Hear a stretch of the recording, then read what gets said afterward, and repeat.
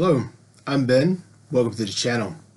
So today we're going to talk about Jordan Peterson's book, 12 Rules for Life, which is an antidote to chaos. That's what that book looks like.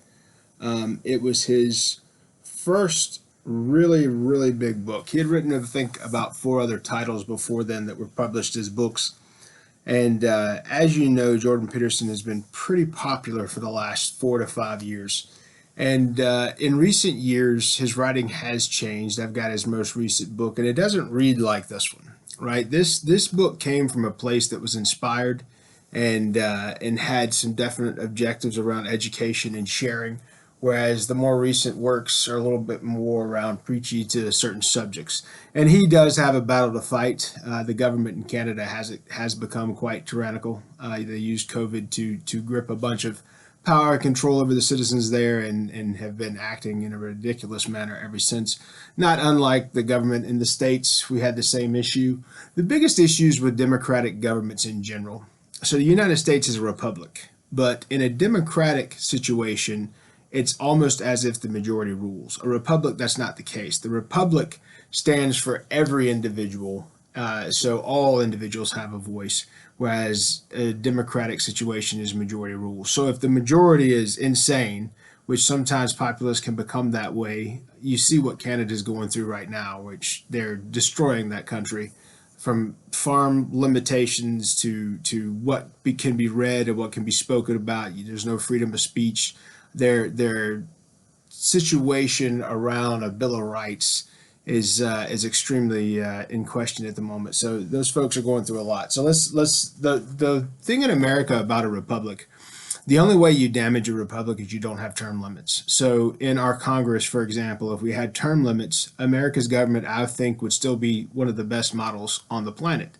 However, when you don't have term limits, that becomes an issue. The reason I'm mentioning those things is this book, Jordan Peterson's book, 12 Rules for Life, is by far one of his best because how he's been impacted by the things I just spoke about. So he's had some severe health issues over the last 4 years. So did his family, his wife, his daughter. And he's now in the news for basically eating a certain way, which is the caveman diet, right? The Paleolithic diet or paleo diet, however you want to view it, which has a lot of health suggestions and it can improve. So he stays in the news for different reasons. This book, though, I really like, and I want to say that I feel that it's one of the best books ever written. And I read a lot of Stoic things and a lot of things that come from different schools of thought, if you're a fan of the channel, but this one is one I think that stands out. So we'll go through this. We'll go through his 12 rules. I'll give it my spin, my 2 cents. There is a video online, which is Jordan Peterson explaining this book and what his thoughts were around that. So if you want to get his ideas and go a little deeper there, you can. That is online. It is on YouTube. But let's dive into it, and I'll give you my 2 cents and a little feedback on what I think and some risk of some of the things that are suggested. So we'll dive right in. This is 12 Rules for Life, an antidote to chaos. Now, as you go into the book, it's got an introduction that goes through a few things, basically saying how he expanded his thought on how people treated each other after specific wars. And he does recommend a book in here that I'm actually going to do a video on next that I read because of this recommendation. So we'll go into that a good bit. So the first rule of life, 12 Rules of Life, is stand up straight with your shoulders back. So I talk a lot on this channel about confidence and having a positive mindset. That's pretty much what this goes into. It goes into a little bit of science too around lobsters and how their DNA is similar to ours, and it goes into the sayings of like, it's not the fight in the dog or the size of the dog of the fight, but the fight in the dog. It talks about wrens and how they're absolutely tenacious and merciless if anything bothers with their nests or eggs, etc. And then it talks about lobsters, and it goes into lobsters talking about those that win a fight, it destroys them, and they carry themselves differently, and those that lose a fight, rather, it destroys them, and those that win fights stand up straight and strut and have that attitude, and it's based on neurochemistry. It's got something to do with neurochemistry around defeat and victory. So the chemical makeup in your body changes if you win or if you lose. And so you've heard me say in many leadership videos that you need to have some wins. You need to allow your teams to have some wins because those wins stack up and it will change how people feel. Well, I say that specifically because there's fact in that. Your chemical thought process, your chemical response to winning is much different than what it is to losing. So it goes through a few different things in this. Talks about communication. 90% of communication occurs in just 500 words these days. I've mentioned that before. It talks about the Pareto principle and how you can document these things. We've talked about that before. It uses it used the Matthew principle here, which is derived from Matthew 25:29, where Christ said, "To those who have everything, more will be given, and for those who have nothing, everything will be taken." So that principle, that Matthew principle, is talking more around the fact that attitude and winners get more. So in your life, the only thing you can really control is you can't control where you start. You can't control how you're progressing. You can't control how others treat you. And I will say this: if you are confident and you are a winner and you are overly driven and teams are responding to you and you have a boss, a lot of times you're going to intimidate bosses with that being your mindset. A lot of times you're going to intimidate those in your hierarchy because they see that you're successful and you motivate teams and they find that threatening. So you just have to know the counterpoints to each one of these points in here and understand what you're dealing with, and that it's chemical based. It's not derived just from your action. So continuing through chapter 1, it talks about dominance hierarchies and how that works. So the difference between leaders and bosses in a dominance hierarchy: leaders naturally are dominant and run things a certain way, which then pushes them up the hierarchy in the viewpoint of their teams. That can be with their subordinates or their equals, their peers. And that's what is threatening to those who don't have that dominance hierarchy standpoint. So basically it says dominance hierarchies have been essentially permanent feature in the environment to which complex life has adapted. A third of a billion years ago, our brains and nervous systems were comparatively simple, and they used these mechanisms as we evolved. So you can't help the dominance hierarchy thought process. You can't help the neurology around it because our brains developed that way. Talks about nature of nature. Old features may undergo some alteration, but most things remain the same. It is for this reason that the wings of bats, the hands of humans, the fins of whales look astonishing alike in their skeletal form. They even have the same number of bones. It's very interesting to read through that, and then you realize that we're not so different chemically than some of these other great things in God's creation, right? It talks about the Darwinian perspective and permanence and the dominance hierarchy, however social or cultural it may appear, has been around for some 500 million years. It's permanent, it's real, it's affecting the way you think, and it's affecting the way people think about you. They can't help it. That's why it's important to do certain tests when you're younger, so you can figure out what it is you want to do and what it is you have the personality traits to be successful in.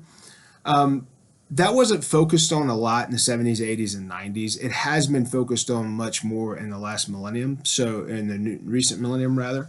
So there's a lot more focus on, well, what do I want to do versus, what would be a good fit for me based on what I like. So I think that's good, because based on your traits that you're driven by in your brain, you can't control some of those things. So you may find something extremely exciting that other people find monotonous, and the inverse can be true, right? Things that other people think are exciting are a lot of fun. It may bore you to tears, and it may want you to do something different altogether. So think about that. We'll go back to dominance hierarchies again. Dominance hierarchies are older than trees when you talk about evolution. A part of our brain that keeps track of our position in the dominance hierarchy is therefore exceptionally ancient and fundamental. It is a master control system. I say that because it's not something you can get around. So when you think about your high school and you think about jocks, for example, and how they walk through the halls and how they carried that. I was a jock in high school. I guess I was a football player and wrestler, and then later in life I was a wrestler and a fighter. and a bodybuilder and a powerlifter, and you carry yourself a certain way, right? It's not because it's all bravado. Half of that is being built because that confidence, that self-confidence, it does create a different way to walk. Low serotonin levels are found in creatures with less confidence or that have been defeated. That's what the lobster story is so specifically important about. Low serotonin means you're more responsive to stress, and you have costlier physical preparedness for emergency.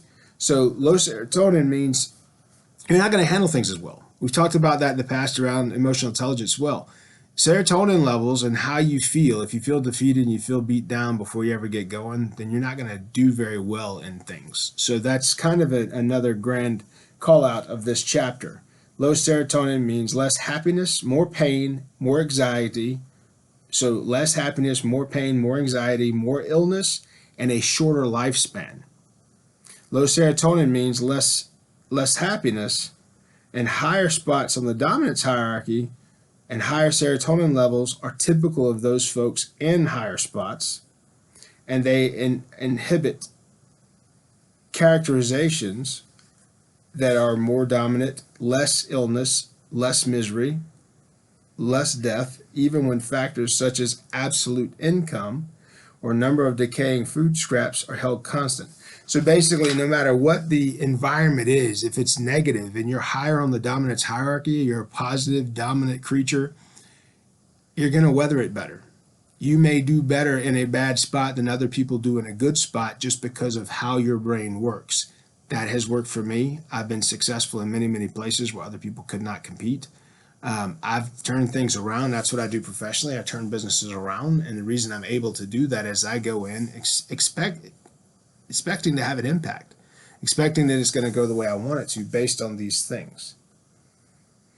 So from a physical and psychological standpoint, you're less reactive the higher you are in the dominance hierarchy. You're more responsive in a calm demeanor, in a calm, paced out, stoic manner by having these traits. So if you want to be less impulsive, you need to work on those things. If you want to feel like you're more control, you want to work on those things to push yourself up that dominance hierarchical scale. And it may be that you're in the wrong spot professionally. It may be that you're in the wrong job professionally. The problem is, in a job where you're extremely dominant and you can turn things around, those don't have exceptional tenures. You're going to have to move on, because once you have the impacts that several people can have, that is threatening to a lot of folks.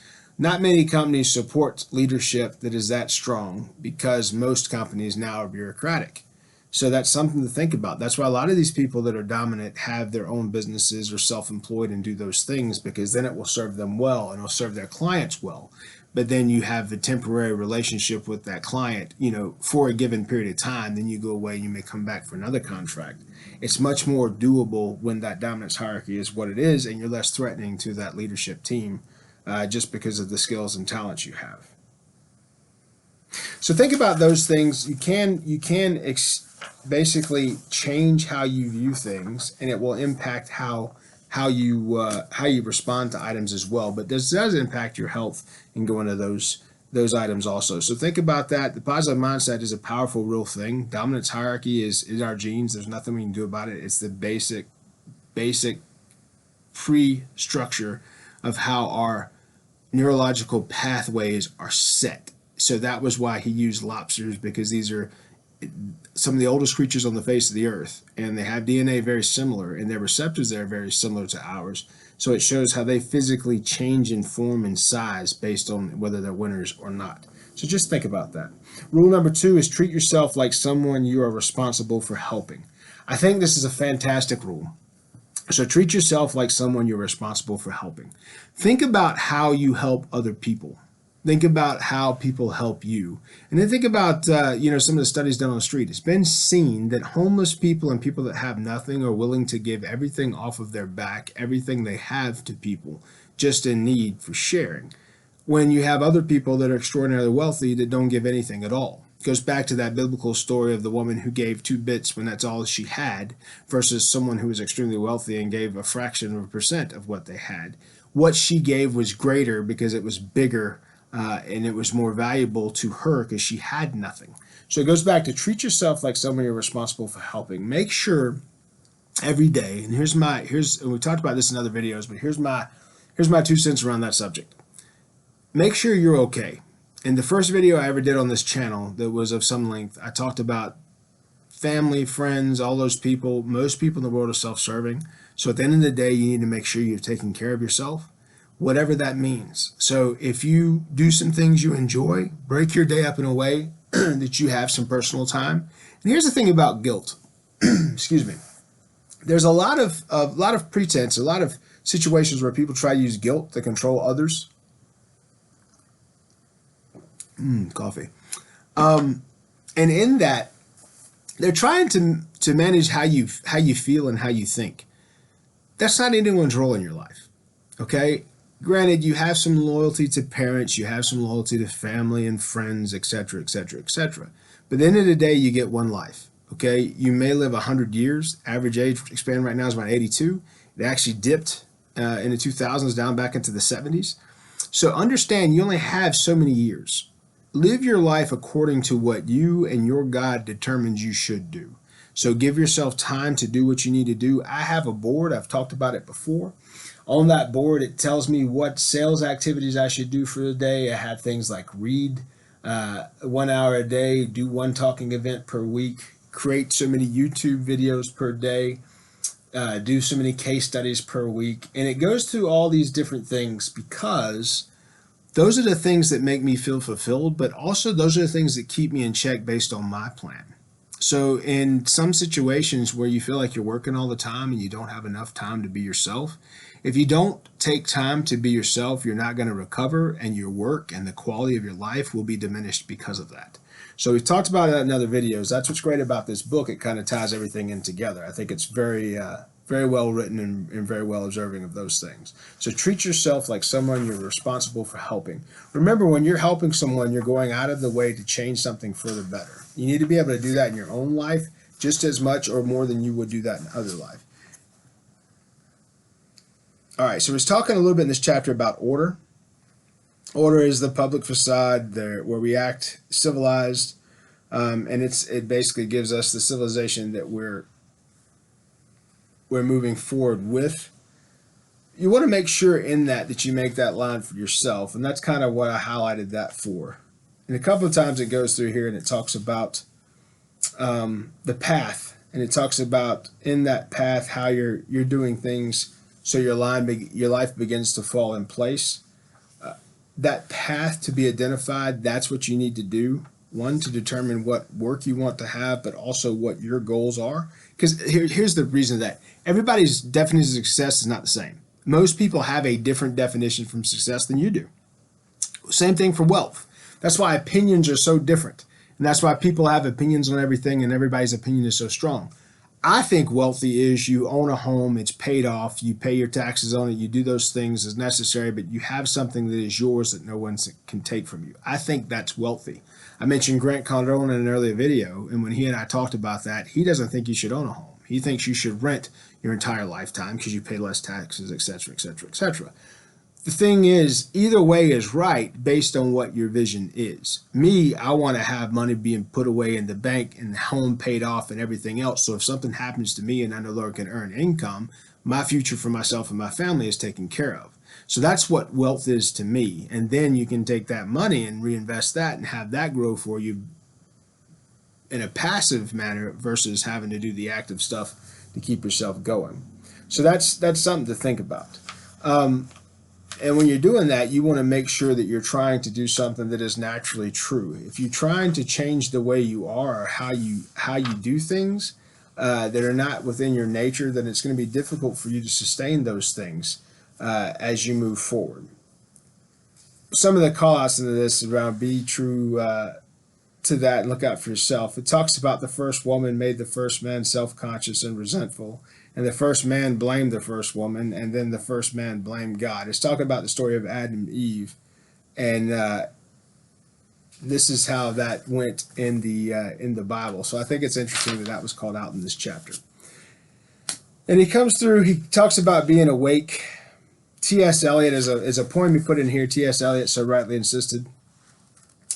But back as awake beings, exercising the proper choice, it matters for awake beings instead of being asleep. So, as being awake, T.S. Eliot says, we shall not cease from exploration, and at the end of all of our exploring, we will be able to arrive where we started, and know the place for the first time. Though the unknown remembered gate, when the last of earth left to discover, is that which was the beginning, and the source of the longest river, the voice of the hitting waterfall, and all the children in the apple tree. Not known because not looked for, but heard or half heard in the stillness, between two waves of the sea. Quick now here, now always. A condition of complete simplicity, costing not less than everything, and all shall be well, and all manner of things shall be well, when the tongues of the flames are enfolded into the crowded knot of fire, and the fire and the rose are one. That's from Little Gidding. That's 4 quartets. That was written in 1943 by T.S. Eliot. So basically what that says is our condition always is the same. As we migrate and do all these travels and go through everything, you're still the same individual. So you ultimately come back to that same place, which is where you started, because you're the same individual. I think it's a great poem. I think the point is very strong too, that you cannot change who you are. You can change how you do things. You can change what things come to you and how you respond to things, but you can't change who you are. That's why the power of your thoughts is very important. That's why you have to control the way you think, because you cannot change the way you're going to feel internally with those times of change. All right, it goes on through the chapter talking about how you help people that are in different relationships. This book is definitely worth the read. I'm barely scratching the surface with what I have.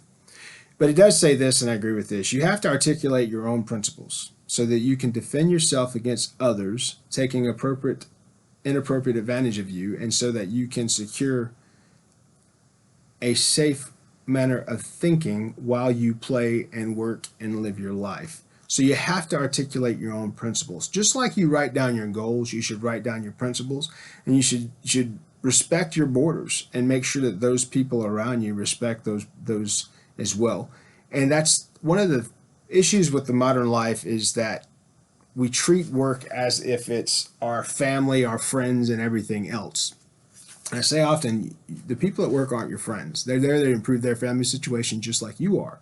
So you definitely need the dynamic differences between all those and those relationships, so you can have a fulfilled life and something that you appreciate, and also have people that look after you when you're not okay. You need to know where you're going so that you can limit the extent of chaos in your life.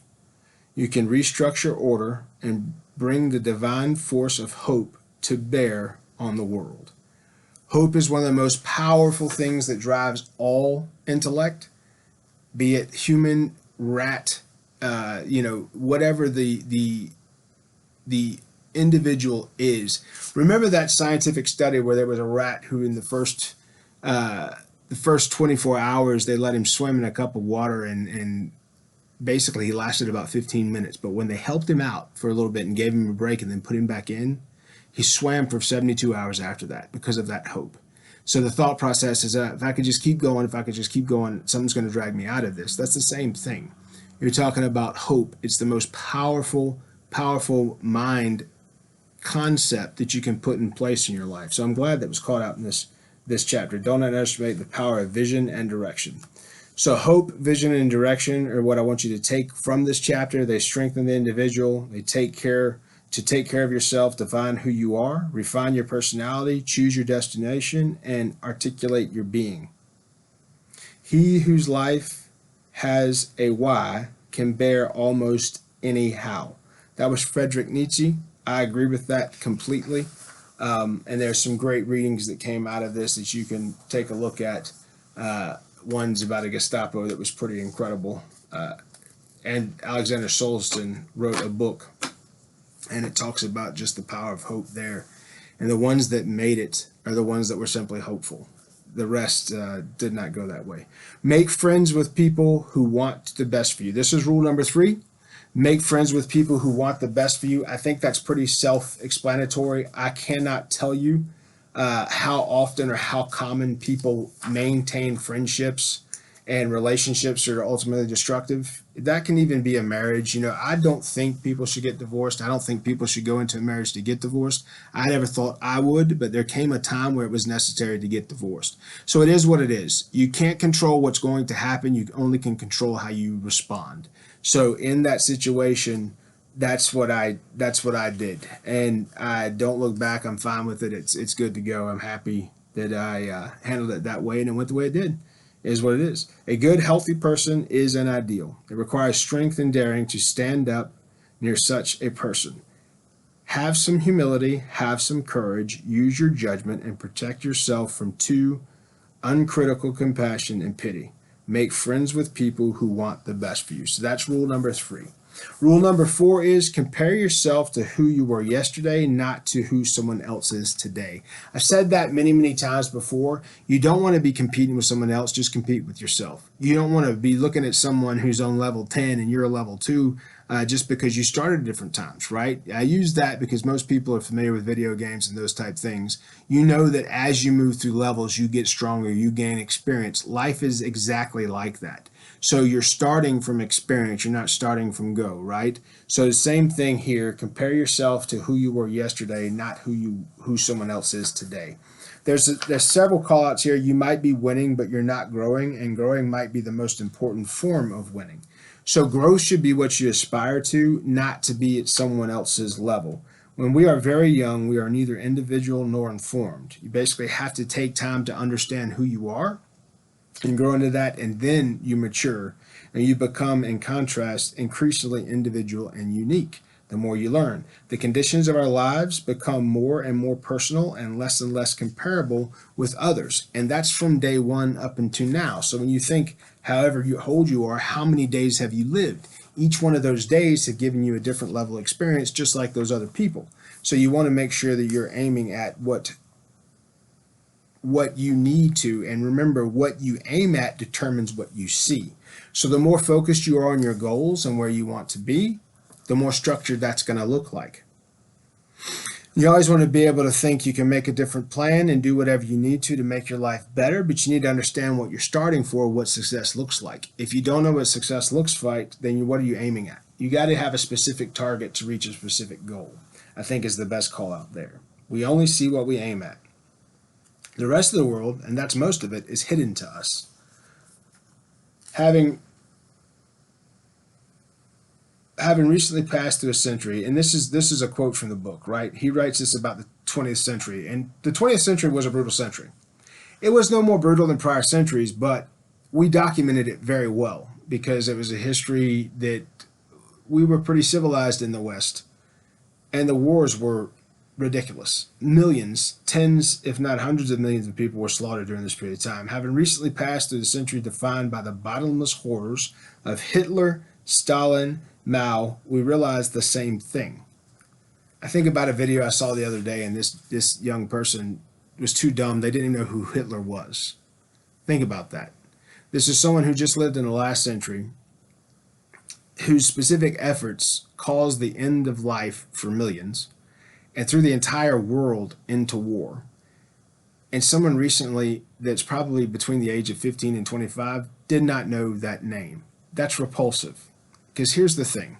I used a quote before that said, if we learned anything from history, it would be that we learned nothing from history. When you're comparing yourself to yourself from a growth standpoint and not comparing yourself to others, one of the things should be important to you is knowledge. Growth, that's why I'm doing this channel. I stretch myself to grow every day. I think everyone should.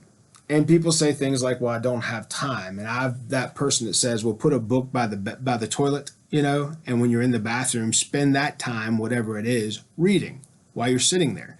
Leave the phone elsewhere. Now these phones, these distraction devices, take up all the time that you would have free for several things.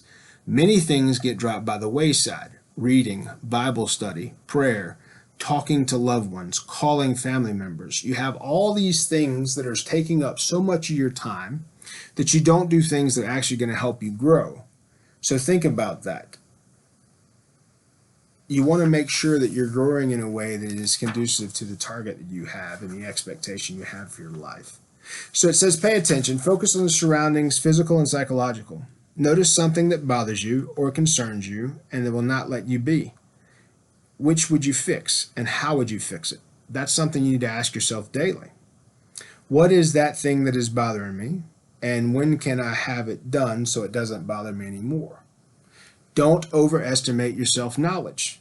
One of the best things I ever read was, a wise man knows much when he knows that he knows little. A wise man knows much when he knows how little he knows, is basically what that's saying. Don't overestimate your self-knowledge. Next thing to ask yourself is, what could I do? What should I do to make life a little better? And you want to go through the thou shalt not, right? It uses the 10 Commandments. It's good for a person to grow in that and knows what those are. This is an expression not merely of admirable self-control and self-mastery, but a fundamental desire to do right in the world. The suggestion is that across all religions, most people want to do right. Most people have a moral code that drives them in the way to do right. So you want to live in the present, and you want to do what is right in the situations that are right in front of you. And the more days you stack up like that, the better you're doing and the better you've done. So here is a situation that it comes from Luke 12:22 through 34. It says, consider the lilies in the field and how they grow. They toil not, neither do they spin. And yet I say unto you that even Solomon in all his glory was not arrayed like one of these. Wherefore, if God so clothe the grass of the field, which today is, and tomorrow is cast into the oven, shall not much more clothe you? Should he not much more clothe you? And then it says, O ye of little faith, therefore take no thought, saying, what shall we eat, or what shall we drink, or wherewithal shall we be clothed? For all these things do we seek. For your heavenly Father knoweth what ye have need of, and have need of all things. But ye seek first the kingdom of God and his righteousness, and all things shall be added to you. And this is talking about worrying. There's no point in worrying. Be present and try to do the right thing, and you'll get to where you should be because God provides. And it talks about how he adorns this flower in a field which is going to be cast away tomorrow. So why would he not do the same thing for you, a being that he loves and cares for, right? Take therefore no thought for sorrow or for take therefore no thought for the morrow. For the morrow shall take thought for the things of itself. Sufficient unto the day is the evil thereof. So Luke 12:22 through 34. Realization is the important point in this chapter, that you don't compare yourself to others. You compare yourself to yourself yesterday and try to be better tomorrow, right? Attend to the day, but aim at the highest good. Ask and you shall receive. Knock and the door will open. If you ask as you want and knock, then you will receive. That was a commandment from Jesus too. That was in that commandment video. It said basically it's the knock, open, and ask commandment that we read in the commandments that came from Jesus. All right, so the next is Rule 5. Do not let your children do anything that makes you dislike them. Do not let your children do anything that makes you dislike them. This was an interesting chapter for me. Basically, it said, correct your kids in the view of the way you see things. Don't use other people's examples. Just like you don't look at other people to compare yourself, you look inwards. It says you do things that keep your kids in a good light with you. So keep you tranquil with your children. That may be whatever it is. The things you can see, even with a single open eye, it's no wonder why people want to stay blind. Pretty awful things in the world, right? So what you want to do is you want to make sure that there's something bad or remotely savage or disrespectful or something that your children are doing. Stop that action very quickly, because you don't want to get to the point where you don't approve of those little people in your life, right? And sometimes a parent or a friend or somebody might bring some information to you around that.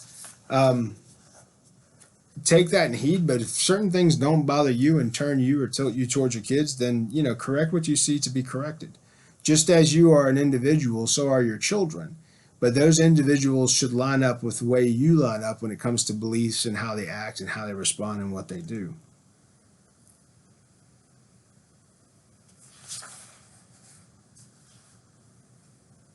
Old age and treachery can always overcome youth and skill. I thought that was an interesting quote because when you're trying to teach somebody something, old age and treachery can always overcome youth and skill. So make sure your reasoning lines up with what you're wanting to do. It says that reasoning with kids isn't often of too much use, and anger is one of the most common reasons for crying. So your kid might be angry, which is why they're crying. They may not be hurt or upset. So, and it goes back and quotes the Bible, don't cast pearls before the swine, as the old saying goes, and you might think that's harsh, but training your child not to sleep and rewarding him with antics of a creepy puppet, that's harsh too. You pick your poison, I'll pick mine. So it goes back to raise them where you're not going to have a problem with what they're doing. It talks about emotions, positive and negative, come in two usefully different variants. Satisfaction is one, and pain is the other. When you don't remove anxiety and you allow your kids to act in a certain way or have fear, it goes right back to leadership, okay?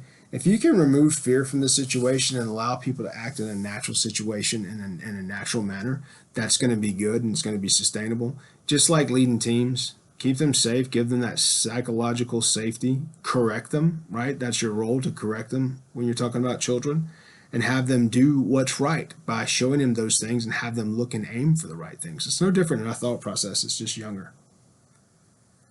So it talks about discipline. First, limit the rules. Second, use the least force necessary to enforce the rules. I thought that was good. That's his call out. The rules of discipline. First, limit the rules. The less rules you have, the more clear it can be, and expectations should be fine. The second is use the least necessary force to enforce the rules. It doesn't say don't use force. It says use the least used necessary. And it goes through quite a bit in that chapter. Page 137, that chapter is one worth looking at. It talks about some of the negative things people do as punishment and how that damages kids over a lifetime. So you might want to take care of that and look at that.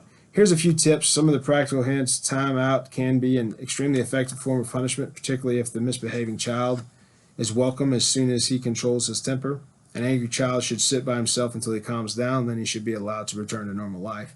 This means the child wins instead of his anger. The rule is, come be with us as soon as you can behave properly. This is a good deal for a child, parent, or society. I agree with that. I thought that was a good point. Don't let your children do anything that makes you dislike them. In the Bible it says that you should honor your mother and father. And it says that, and that's a commandment, right? That's a commandment given by Christ, honor your mother and father. And it says that the parents are not supposed to drive the child to wrath. And it says the child, if the best thing they can do is separate from the parents so that they can honor them appropriately in that manner, then that's what you should do. So at the end of the day, you don't want to drive a wedge between you and your kids. You want them to be something that you approve of and then you appreciate, and that should be reciprocated. How we handle things. I watch people, okay? People often handle their children far, far more roughly than they handle strangers. And I think it's awful. I think it's terrible to take someone that you're supposed to care about. It's not their fault they're here. It's your fault they're here, right? So if you didn't want kids, you use birth control. If you have kids, it's too late to do that, right? So that's the thought process. Why would you treat your kid or your wife, or your spouse, your husband, your family worse than you treat a stranger on the street? Think about that. I think that's a little different. And think about that Christ in the commandments told you, love your neighbor as yourself. 3 times in John, he said that same thing over and over. Love your neighbor as yourself. Love your neighbor as yourself. Do you think your kids and your family are more important than your neighbor or less important? Think about that. Rule number 6, set your house in perfect order before you criticize the world. The idea is everybody today has a criticism of everyone that's not like them. I think that's a pretty good way to say set your house in order. I do think you have right to think that things aren't good, but spend your focus on yourself. Focus on yourself, just like the previous one was focus on how you did yesterday and compete with yourself. I think this is another one. Focus on yourself. Get those things done correctly. He goes through a lot of different things in this chapter on vengeance, distress, disorders, how many times someone betrayed themselves and lied, willful blindness and corruption, and how that damages cities. In Romans 6:23, it says the wages of sin is death. So you want to focus on yourself and make sure that you're not doing those things, button it up so you can take advantage of the opportunities that are offered to you. You want to make sure you're working hard on your career and your job and not letting bitterness and resentment hold you back or drag you down. Are you truly shouldering your responsibilities, and are you truly moving obstacles out of your way? I mentioned as a leader, removing obstacles is one of the primary responsibilities you have to your team. That same exact thing can be said true to your family, your kids specifically. Remove those obstacles, make life easier for them if they're willing to take the leadership. Rule number 7 is pursue what is meaningful, not what is expedient. Pursue what is meaningful, not as what is expedient. So do what matters, not what's fast and easy, right? One of the things I hate hearing, well, this was the quickest and easiest way. Well, you got the least value out of it and you grew the least out of it. So congratulations, you sold yourself short all the way around. Pursue what is meaningful, not what is expedient. Life is suffering, that is clear. There is no more basic, irrefutable truth that life is suffering. It's basically what God tells Adam and Eve immediately before he kicks them out of paradise. Life is suffering. Says so let's read that. That comes from Genesis 3:16 through 19. Unto the woman he said, I will greatly multiply thy sorrow and thy conception. In sorrow thou shalt bring forth children, and thy desire shall be to thy husband, and he shall rule over thee. And unto Adam he said, because you hast hearkened unto the voice of thy wife, and hast eaten of the tree, of which I commanded thee, saying, Thou shalt not eat of it. Cursed is the ground for thy sake. In sorrow shalt thou eat of it all the days of your life. Thorns and thistles shall bring forth to thee, and thou shalt eat the herb of the field.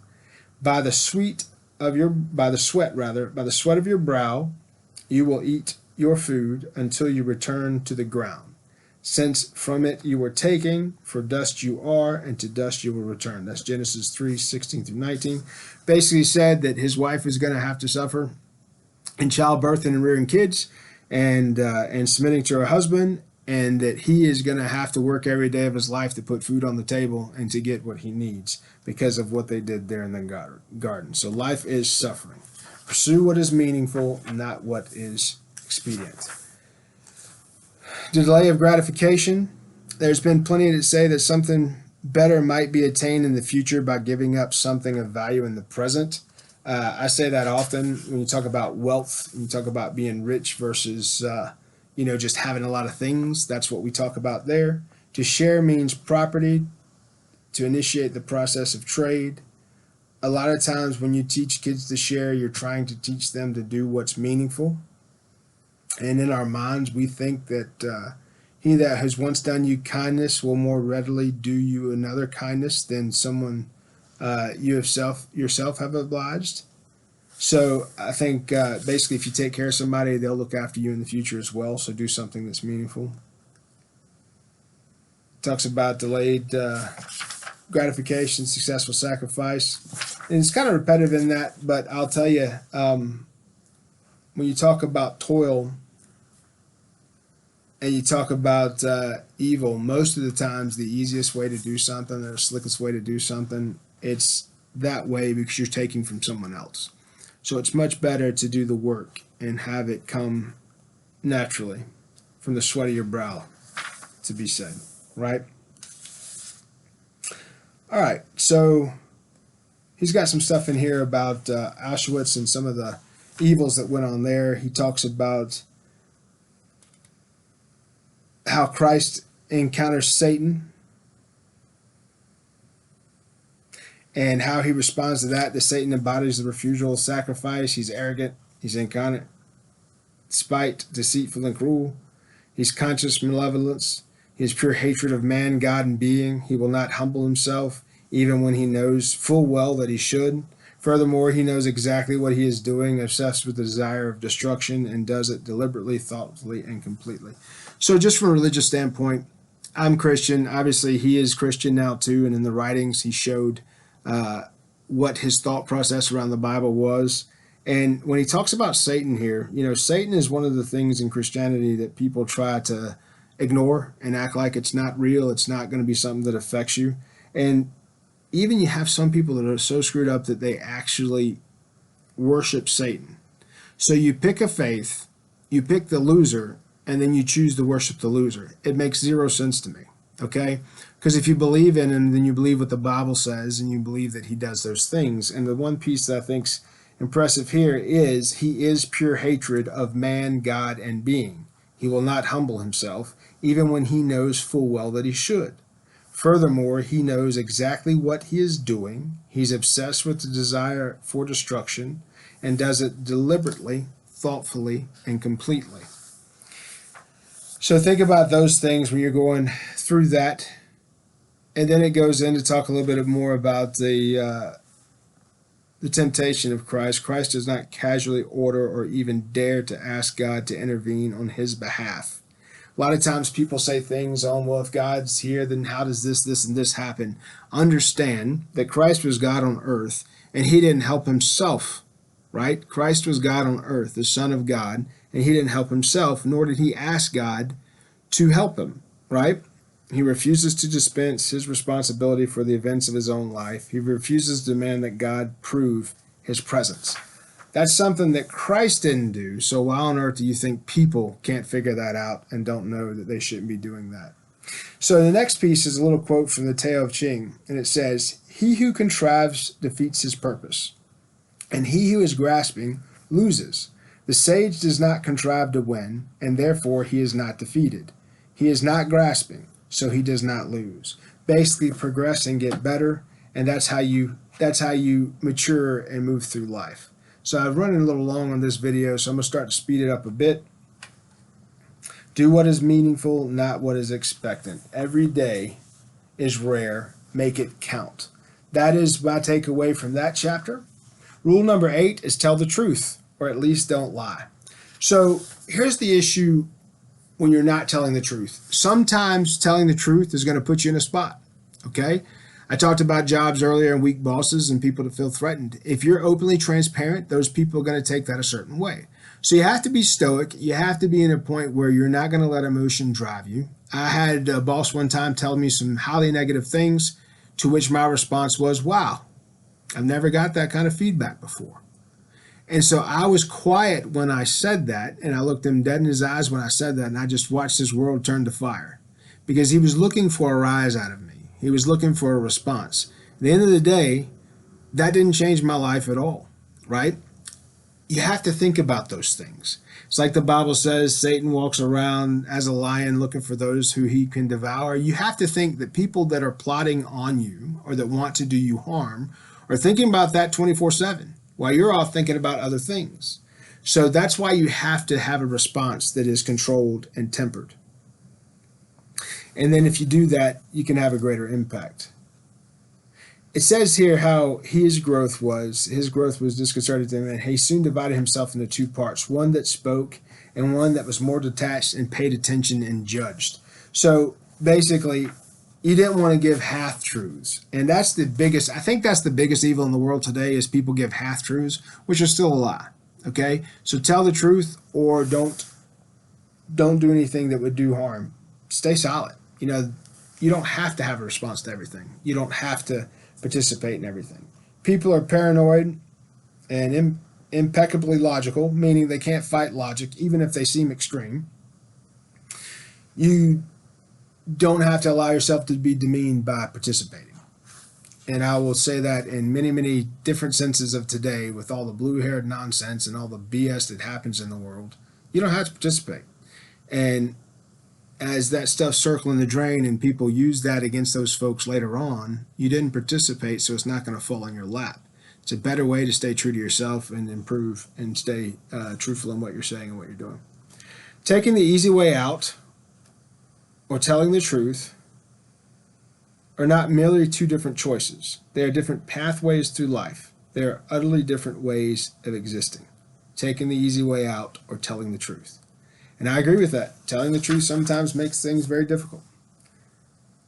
Pride falls in love with its own creations and tries to make them absolute. And it goes in and talk about vitality. Vitality and living a fulfilled life, you have to have your own contribution. If you're lying and that's what your contribution is, you're never going to have a vital life. You're not going to have the knowledge that it takes to get there, right? If you have to say something, go somewhere and do things that get turned on. And if not, you may remain incomplete. Life is too hard for anyone to be incomplete. So that's that chapter.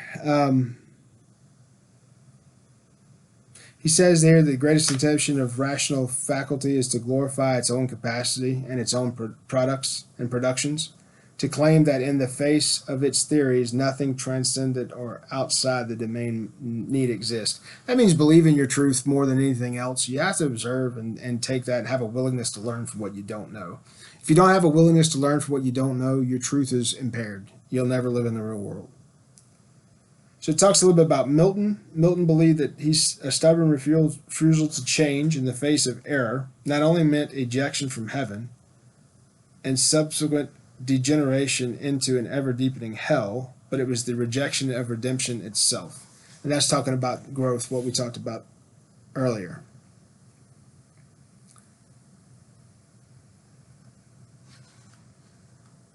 I think I'm good for that chapter. We'll go ahead and jump into the next one.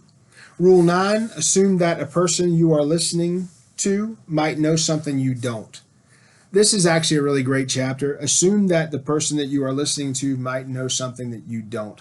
I use that as a general rule. I go out into the world with the expectation that every single person I meet can teach me something. If you have that expectation in life, you will learn a lot. If you go out wearing your attitude on your sleeve and turning down the world, you're never going to learn a thing. Books are a great something I enjoy, and one of the things that I've found is that everybody has a favorite book. And so when I have a conversation with someone that may be random, I ask them, "Hey, what's your favorite book right now?" And it may be that they never read a book. It may be that they read only what they read when they were kids. The Giving Tree is one that I think of that was a child's book that was amazing. Different Dr. Seuss books people have told me from time to time. But most people have a favorite book or a book that stood out to them. So I think, even in worst case scenarios, somebody can tell you that and you can learn a little something from them. Also, you got to think, people do a lot of different things, right? There may be a way or a method that they do something that's not only easier than what you do, but it may cost you less. So take the time to learn when you have the opportunity. Rule 10, be precise in your speech. All right, so it's a Stoic thought to say little. Say as little as necessary, and don't say anything if it's not necessary at all. Be precise in your speech. Don't dilly-dally. Here's the deal. When you're specific and precise in your speech, people get the point that you're trying to make instead of all the other things that get lost in the context around the story that you're telling. I do think that stories sometimes can draw people in, but if you have a point to make, be deliberate and be quick to it. You don't want it to be a winding road that never comes back around to where you're trying to get to. So you have to consciously define the topic of conversation, particularly when it is difficult, or it becomes about everything and everything is too much. Keep it focused to what you're doing. You must determine where you're going in your life because you cannot get there unless you move in that direction, and the conversation is the same thing. Be precise in your speech. Next chapter, Rule 11, do not bother children when they are skateboarding. I think that's a great title to a chapter. And I think in the world we live in now where everybody's opinion is so important to themselves, and you can watch YouTube and see many of the Karens and those folks that lose their mind. The point of this, the spirit of this chapter is let kids play. People need to be able to enjoy life, period. The other day, I was in a city not too far from here, and it's a poor place. And as we were driving down the road, there was this kid out on the sidewalk playing with a trash can and, shooting basketball goals into a trash can. And I looked around, and he was in a commercial parking lot. So he lived in an apartment complex. From my assumption, the apartment complex right behind the parking lot that was very closed. It was a closed gate and it's kind of rough little neighborhood. But this young man had gone and taken upon himself to play a basketball game to the best of his ability elsewhere. And he was throwing the ball in the trash can so he could play the game. Like the chapter title says, don't bother children when they're skateboarding. This poor young man had nowhere to play other than in a trash can. So I think that says volumes. While he was playing, he had a smile on his face and he was enjoying what he's doing. So I don't know what his life's like. I don't know what it's like that morning. I don't know if his parents are nice to him or if he has a living situation that's unfavorable or how he feels. But for those moments, for that period of time where I observed that young man as I was driving by, he had a smile on his face and he was happy. So that comes back to it. To reset your mind and to be able to get through life and all its difficulties, you have to have some joy in something. And in this little guy, he had gone out and found some joy, playing in a trash can. Maybe I saw more in that than I needed to, and maybe, he was just walking by, etc. But for that brief moment, he had a smile on his face, and that meant something to me, observing him as I drove by. It's a product of psyche and a body that did not operate harmoniously. You have to operate harmoniously in a mental and physical workspace. It talks about bitter people in this chapter and how they don't allow themselves or others to have joy. So as you read through that chapter, it's a little long, but it is definitely it's worth a look so you can see how certain things. He goes into postmodernism and the long arm of Marx, and he goes into ideology versus consequences and some of these other things which make a lot of sense. But I'll say the title really was all inclusive of what's necessary from the chapter. Every person is unique and not in just a trivial manner, importantly, significantly, meaningfully unique. And here's what I'll say about that. God, there's only one of you. God made one of you, right? So be unique, be yourself, and enjoy being yourself and being unique. Group membership cannot capture that variability, period. Every person is unique, meaningful, significantly, and importantly unique. So remember that. Nobody fits just into one group. A group identity can be fractioned. A group identity will never talk about a single soul, and that's what I talk about in my videos, because I don't think group is what determines us. I think individuals is what makes the strength of the group. It goes back to that old saying, the strength of the wolf is the pack, and the strength of the pack is the wolf. At the end of the day, if those individuals are not their dynamic selves and bringing their best to the table, if everyone's not an equal participant, then you don't have a situation that is a powerful situation. You must know clearly what you want out of situations and be prepared to clearly articulate your desires. It's a good idea to tell the person you are confronting, if you're confronting someone, exactly what you would like them to do instead of what they have done or what they're currently doing. Assume ignorance before malevolence. No one has a direct pipeline to your wants and needs, not even you, nor do they have access to your thoughts. Come to a discussion with a solution instead of a problem. You've heard me mention all these things in previous videos. This book just does a really good job of tying a lot of things in together. It talks about code of behavior and how men enforce their code of behavior on each other when working together. Do your work, pull your weight, stay awake, pay attention. Don't whine, don't be touchy, stand up for your friends. Don't suck up, don't snitch. Don't be a slave to stupid rules. Don't, in the immortal words of Arnold Schwarzenegger, be a girly man. Don't be independent at all, ever, period. Don't be dependent, rather, at all, ever, period. The harassment that is part of acceptance on a working crew is a test. Are you tough? Are you entertaining? Are you competent? Are you reliable? If not, go away. Simple as that. We don't need to feel sorry for you. We don't want to put up with your narcissism, and we don't want to do your work. I think that's a pretty great little call out on how teams form, build, and grow together.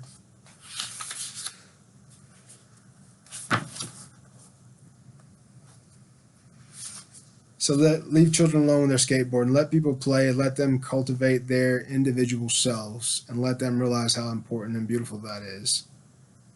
I think that's pretty great.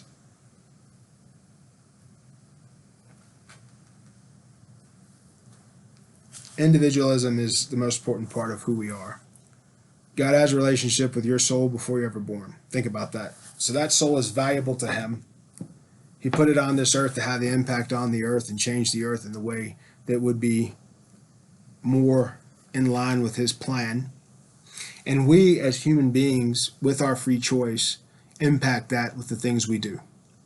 That's why abortion is relevant. That's why war is relevant. That's why murder is relevant. Because those people that are lost, God may have had a specific plan for them to impact humanity in a very great way. And so when we remove that soul before we're supposed to, you miss out on the benefits of that human being being alive. Okay? So sometimes when they talk about, well, how does God allow, we as individuals choose our paths. God put Adam and Eve in a garden where all their wants were provided for. He simply said, don't touch that. And that's exactly what they wanted to touch. So at the end of the day, we are victims of our own actions. We are victims of circumstances that we created. Those circumstances create trends and build waves. It's like that ripple effect, right? They build waves that ultimately are going to be pretty great for someone to have to deal with. It's like what they say, a collapse or an avalanche in one country creates a tsunami in another. As time, that force can get big and become problems, not because it was God's plan, but because something created the issue that then grew into something much, much larger. Rule 12, pet a cat when you encounter one on the street. And he says dogs are okay too. So this is the last rule of the book. It's a little different, but it goes through and it talks about suffering and the limitations of being. And it tells you the idea of suffering is a tenet situation for people in one form or another. Every major religious doctrine, Buddhists state it directly. Christians illustrate it with the cross. Jews commemorate suffering and endure it over centuries. Such reasoning is universally characterized in great creeds because human beings are intrinsically fragile. We can be damaged, we can be broken, we can be emotionally and physically destroyed. We are all subject to the depredations of aging and loss. This is a dismal set of facts, and it is reasonable to wonder how we can expect to thrive and be happy, or even exist, under such conditions. So, with life being suffering and limitations being ever ready, that's why the attitude matters most. And so he's talking about pet a cat or pet a dog. Use the things that would bring you joy is what it's more along the lines. And it's saying that the human experience, even though your individual experience is yours, we go through a lot of the same things, no matter where you're from or what you believe or how you were taught or what education level you have. You're still a fragile person that can be broken physically, mentally, and psychologically, right? So at the end of the day, we all have the same fears. They may look different, but they're the same. There's a book also, it's The Seven Faces of a Hero or something like that. I'll read that at some point. It goes into some of these as well. Talks about how even though the faces may be intrinsically different, what's underneath is always the same. And then it talks about our limitations. And he goes into examples about limitations, but how that's linked to how we view the world. And there's a poem here. Let's see. We're about to wrap it up here, guys. I know this video is a little long. 1:05 is what we're looking like now.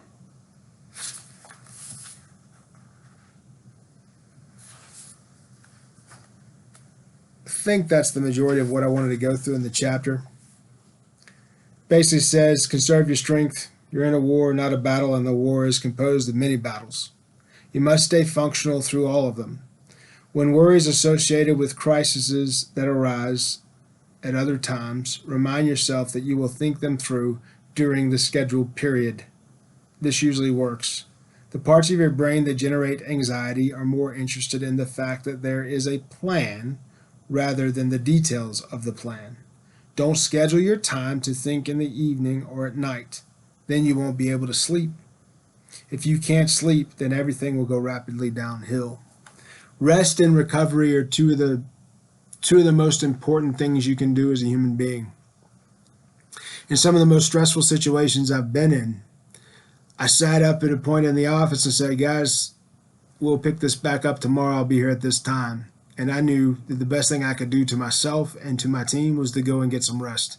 Because by doing that, I was able to recharge my mind, recharge my body, and get back in there and get after it with a full, efficient set of skills and energy.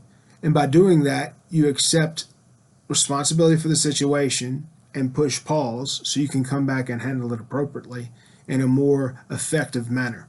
That's what you got to think about. It goes back to those old stories. You know, if you have an hour to cut down a tree, the first person jumps on the axe and goes right into cutting the tree. The other person took 20 minutes to sharpen the axe. Who finished the job first? That's how the thought process, the tortoise and the hare, right?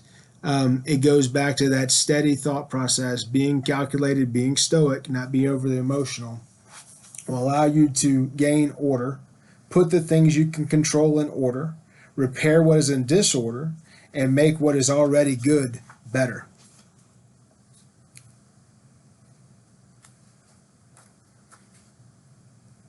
So that is the whole of the book. Those were the key points that I took from it. This is Jordan B. Peterson's 12 Rules for Life, An Antidote to Chaos. I think it is an exceptional book. I think it is one that I reread every year. I read it twice now, so I've had it for 2 years. I will say this is going to be a book that's probably going to be studied for a very long time. Whether Jordan Peterson comes and goes or whatever that is, that book's probably going to be read because it takes a whole lot of work. He's an extremely well-read person. And that's the benefit of knowing well-read people or reading books written by well-read people, because the number of references that he quotes in his books are extreme and impressive. And then you get hungry for the ideas that he has, and you end up reading those books. I've read no less than a dozen books that he's recommended in his books. I have 5 of his titles. I look at them because they're on the shelf right over here. And every one of them is different. I think that book is by far his best. I know this video went a little long. I hope you enjoyed it. I enjoyed this book. I think you should enjoy it as well. I put my spin on it a little bit because I do think there's consequences to some of the things in there that aren't mentioned, because obviously he couldn't mention everything. But I do think it's one that you should get a look at, buy it. A lot of used copies go for about $5 right now on eBay if you have the opportunity. I hope you've enjoyed the content. If you enjoy this lecture type series that I do, I enjoy this for the channel. Just trying to share the wisdom out there, guys. I have a lot of young family members that maybe one day, if I'm gone, they can look back on these and take some wisdom that I had, so it doesn't get lost in the ether, right? So just something to think about. Hope you enjoyed it. Please like, please share, please subscribe. I'm trying to get the subscriptions up, so please take the time to log on to YouTube and subscribe. If you haven't, I will ask that of you. I appreciate the time. Be good.